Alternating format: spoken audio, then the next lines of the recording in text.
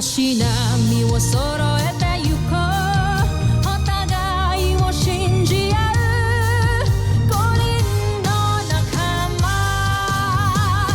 まるでスファイブに預けた命飛ぶぜ宇宙の果てまでもみんなの笑顔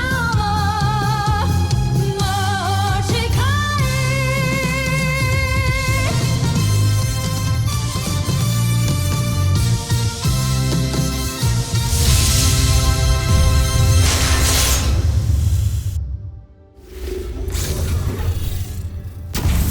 Ang nakaraan sa Voltes 5 Legacy. Mangako ka sa akin na magtatagumpay tayo. Pinapangako ko. Paano sa General Zul? Hayaan mo na natin siya mabuhay. Ngunit mag-ingat na lamang tayo. Dahil nasa loob ng pangkat natin ang isang traitor. Yun, anong meron dyan? I'm sorry, but off limits. How about sa office si Dr. Smith? Sino si Dr. Smith? Commander and Chief Scientist ng Camp Big Falcon. Ito lang ba? Nasaan si Voltes 5? Mahigpit ang seguridad kaya hindi ko nakunan. Ngayon, kampo ninyo, Voltes 5. May pinapa-investigate sa amin na signal anomaly dito sa area. Baka wala dito. Sa ibang area na lang kayo mag-search. Grabe pala, ang daming nagtatrabaho dito. Everybody has their own responsibility na kailangan gampanan. Sino naman yung mga pilotong nagpapatakbo ng Voltes robot? Bakit mo naman gusto malaman yung Judy? Gusto ko lang makilala yung mga savior ng mundo. Ngayon na kita nakita dito. Who are you? I'm Judy. It's nice to meet you, General. But I'm sorry, I have to cut this short. Kailangan na nilang bumalik sa kanilang mga duties. You need to leave the camp. Jamie, ayun na ba ni Steve? Kami ni Steve, we're friends. Pangalawa, we're teammates. Parang tayo. Kanino ko pa hinihintay ang tawag?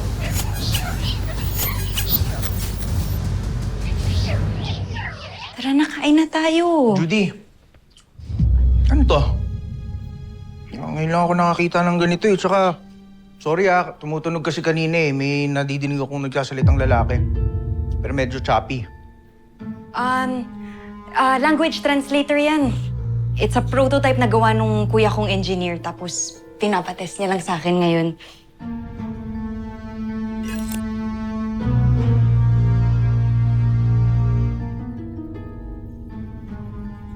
Tara, kain na tayo. Sarap nito.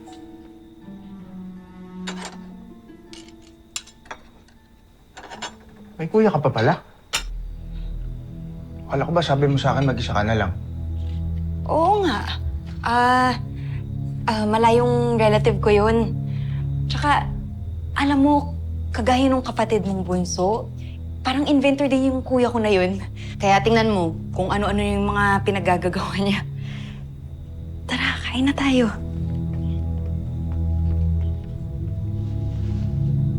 Oh, ba't ganyan ka makatingin sa akin? May problema kasi kami sa camp.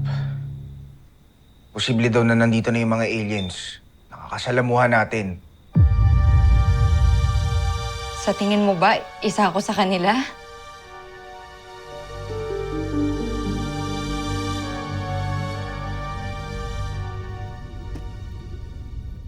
Hindi ko na matawagan ang aking espiya. Baka naman, tinataguan niya na kayo. Hawak ko sa legang aliping yun. Hindi niya maaaring gawin yun.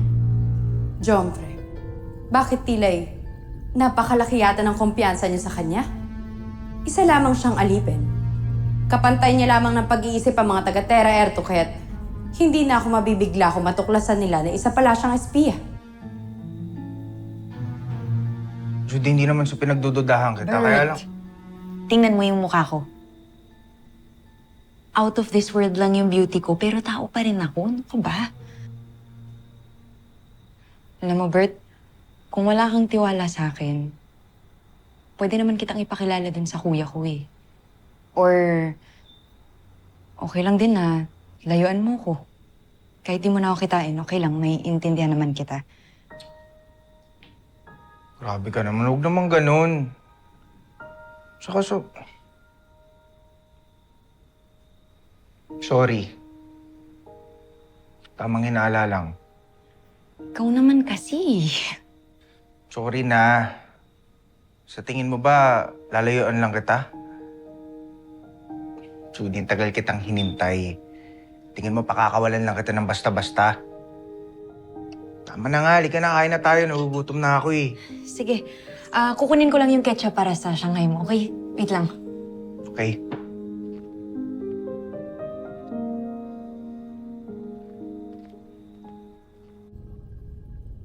Sa lit ng utak nila, imposible ang sinasabi mo, Zandra. Ngunit nakakabahala pa rin, Jomfrey. Paano na lamang kung matuklasan nila na iba pala ang kilos niya kaysa sa kanila? Huwag kang mag-alala, Nashmi. Ipinasaliksik ko kay Draco ang kilos at galaw ng mga taga-Terra Air 2. Meron din ako nilagay sa loob ng katawan ng aking espiya na makakatulong sa atin para gayahin ang kilos at galaw ng mga taga-Terra Air 2. Tuluyan na nating malilinlang ang mga taga-Terra Air 2 at si Voltes 5.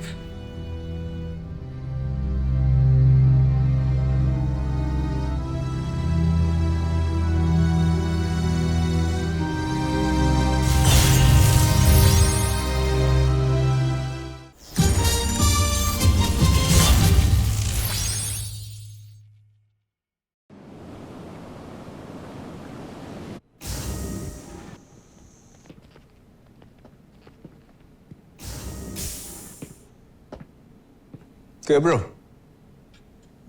naligo kaya ata sa kwarto ko.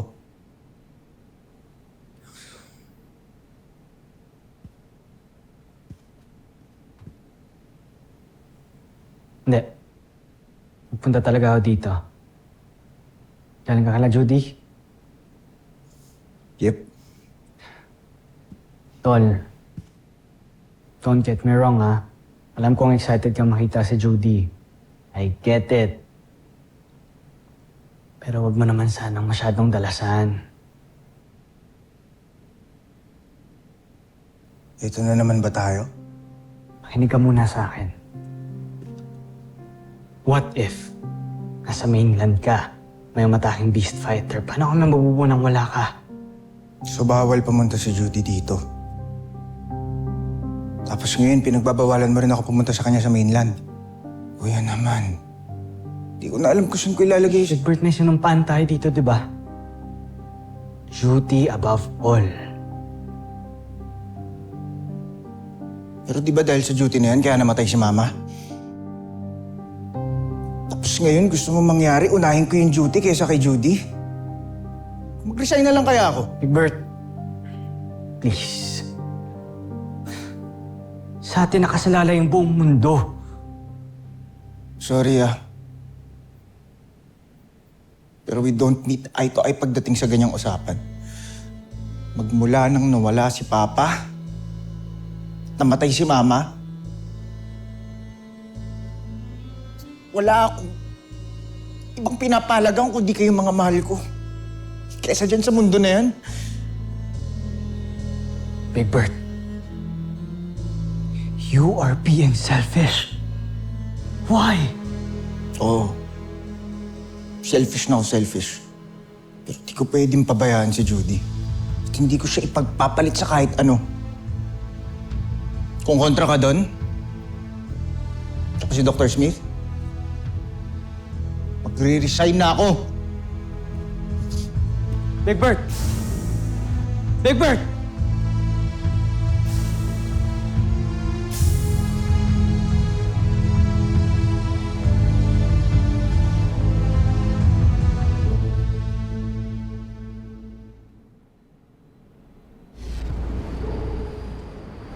Yeva et Puzan!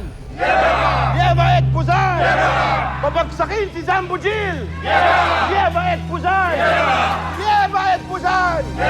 Babagsakin si Zambujil! Yeva et Puzan! Yeva et Puzan! Babagsakin si Zambujil! Magsitigil kayo!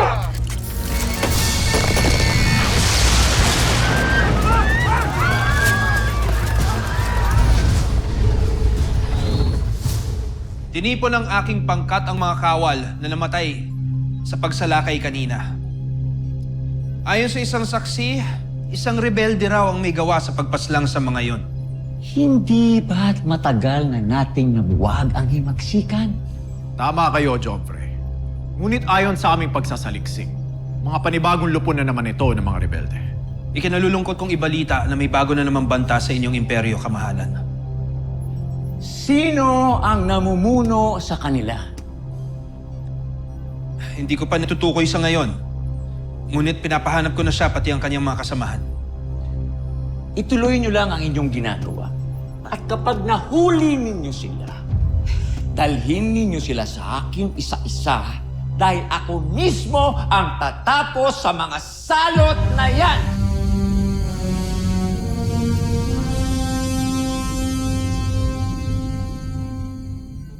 Mag-resign na po ako sa Voltes team. Kakasubmit ko lang po ng resignation letter to make it formal.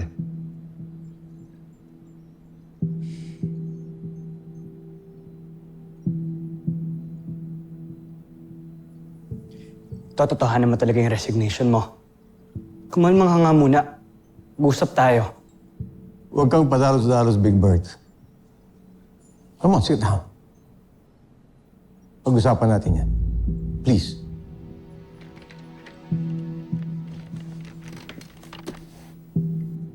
I already made up my mind, sir. Aalis na ako sa team. Lieutenant Steve Armstrong. Di ba nag-usap na tayo? Duty above all. Useless na ako sa team. Wala na yung puso ko sa misyon natin. Pinipilit ko na lang yung sarili ko dito. Are you doing this because of Judy? Ginagawa ko to para sa sarili ko. I want to live a normal life, kaya please, huwag na akong pigilan. Mas maraming may deserve sa posisyon ko kaysa sa akin. Dali nga. Hey! Hey! Big Bird!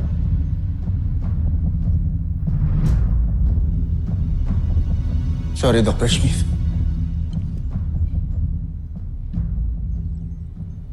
Goodbye. Lieutenant Armstrong! You cannot do this.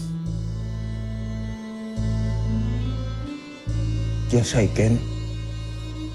Nakaresign ko lang, di ba? Big Bird! Steve, hayaan mo siya mag-isa. Hayaan mo siya makapag-isip-isip.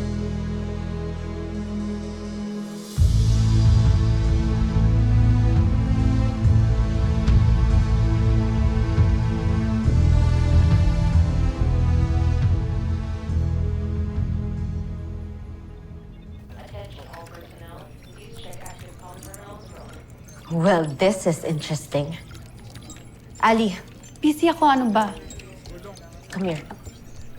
This is a resignation letter of Robert Armstrong. Aalis na siya ng Voltes team. Why are you hacking into that terminal? Confidential yan, ano ka ba? One needs to be informed to get ahead, my dear.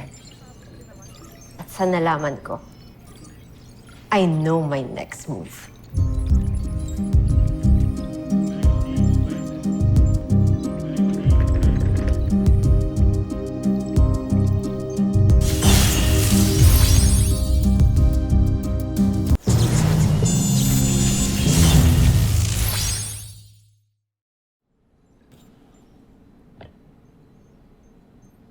Eva, what brings you here? Nabalitaan ko po ang nangyari kay Big Bird. Well, Dr. Smith,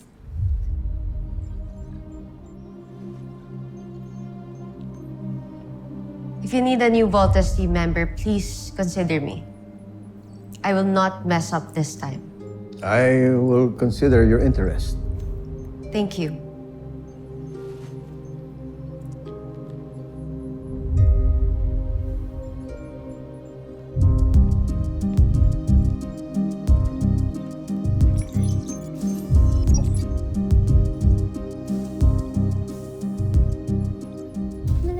Para saan yung kulay red? Ito, para dito siya sa electricity. Yes. Teka, Steve! Steve! Halika dito, look ko. Tingnan mo yung ginawa ni Little John. Ang cute! Wow! Alam mo ba, isasali niya to sa sailing competition. Naku, for sure. Panalo ka na naman. Man, panigurado. Champion to si Little John. Talino to eh. Kailan ba? Kailan ba ang contest natin? In 2 days. Kaya minabadali ko na to. Kaya mag-live kayo ni Kuya Bert, ha? Kailangan nandun kayo. Ako, Little John, hindi ko sigurado kung pupunta si Kuya Bert o kung nandun ako, ah. Bakit naman? Ano, bakit nag-away na naman ba kayo?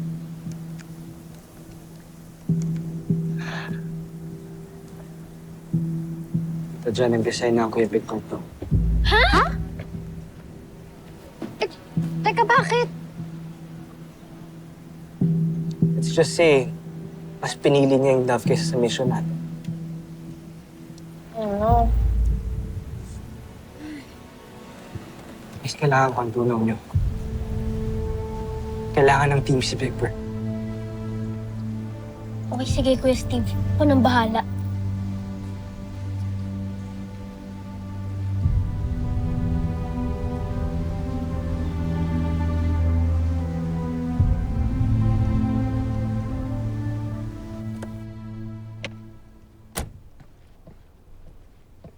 Nag-resign ka talaga sa trabaho mo? Gusto nila ako kontrolin eh. Pag pumayag ako, hindi na tayo magkita. Ayoko naman mangyari yun. Bert, alam mo hindi mo na dapat ito ginawa eh. Kung alam mo lang, wala akong kwenta. Anong walang kwenta? Judy, ikaw ang pinaka-importanting tao sa buhay ko ngayon. Ay, ano sinasabi mo walang kwenta? Hindi ko kaya mawala ka.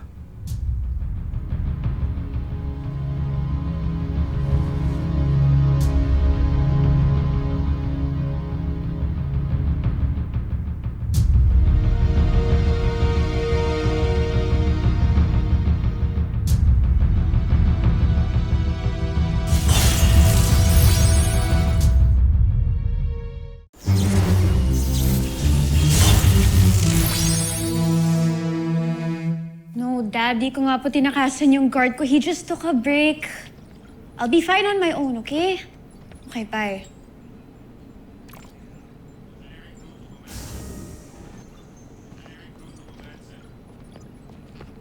Going up? Holding.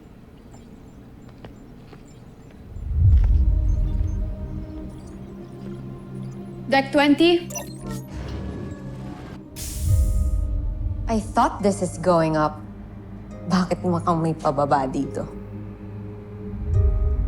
Kung may pababa dito, Ava, ikaw yun. And it's always been like that. Careful, Jamie. You don't know the future. Malay mo bukas. Teammates na tayo. Dream on, Ava. Dreams do come true. Ang tagal ko nang nasa ibaba, Jamie. And I miss to be on top. And I'll do everything to be there again. Remember that. Elevator, stop.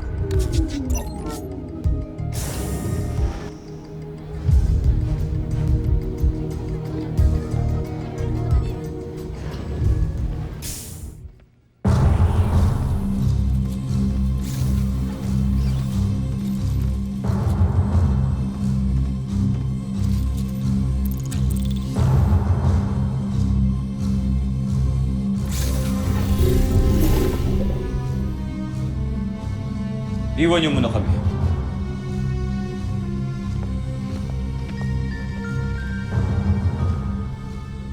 Bakit ka andito? Sinong may sabi sa'yong bumalik ka rito? Mahal na prinsipe, naparito ako para magsumamo sa inyo na naiatras na ang misyon ko. Sisiraan ka na ba ng bait? Mahal na prinsipe, hindi ko na kayang pinapagawa ninyo, nakukonsensya na ako. Hindi. Hindi ako papayag. Nagkasundo na tayong dalawa. Pero kamahalan, hindi ko na talaga kayang pinapagawa ninyo. Mabubuti ang mga tao, hindi sila masasama at wala silang masamang ginawa sa akin. Kaya hinihiling ko lang po, bigyan niyo sa akin. Sige. Kung umatras ka. Kapalit ng buhay ng kapatid mo.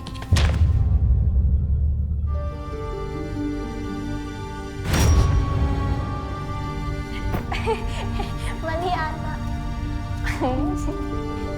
Dali. Salamat. Konti lang.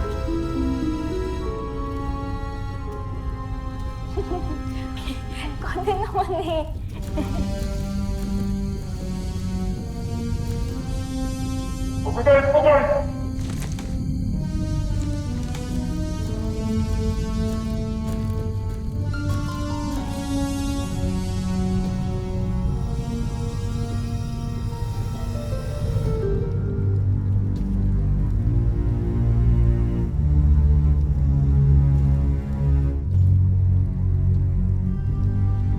Sakipin niyo ang aliping ito at ikulong.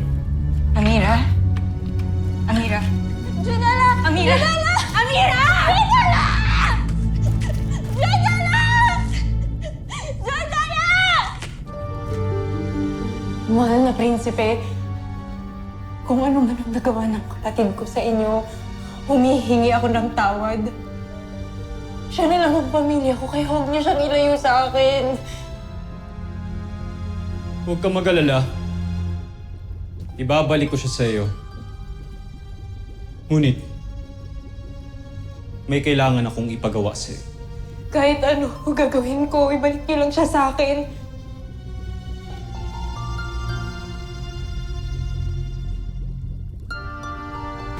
Malinaw sa akin kung bakit ikaw ang sinugo ko. Ngayon, gagawin mo ba ang pinapagawa ko sa'yo? O parehas kayo ng kapatid mong ipapapatay ko? Sumagot ka! Gagawin ko na po ang gusto ninyo, kamahalan. Inaasahan kong tutuparin mo ang iyong pangako. At huwag mo akong bibiguin. Gawin mo ang lahat na pinapagawa ko sa iyo.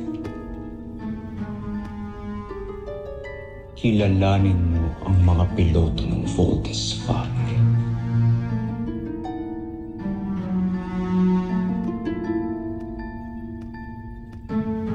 Bumalik ka na, Judala!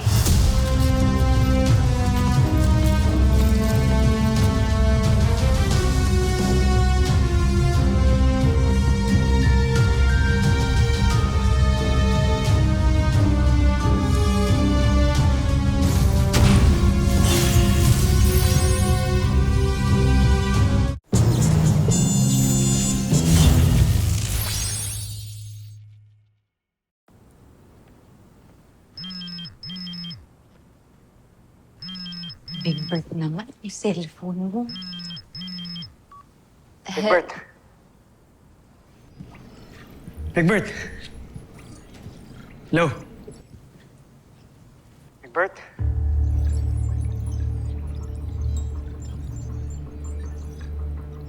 Huwag ka na magalit. Umuwi ka na. Umuwi ka na dito sa kampang. Training pa tayo eh. Hello? Bro, lalabas namin sa Voltes 5 bukas. Ngayon, wala namang ibang piloto ng Volt Panzer. Ikaw lang eh. Walang ibang papalit sa'yo. Bro, di ba sabi mo, we are a team. You deserve to be one of us. Big Bird. Hello?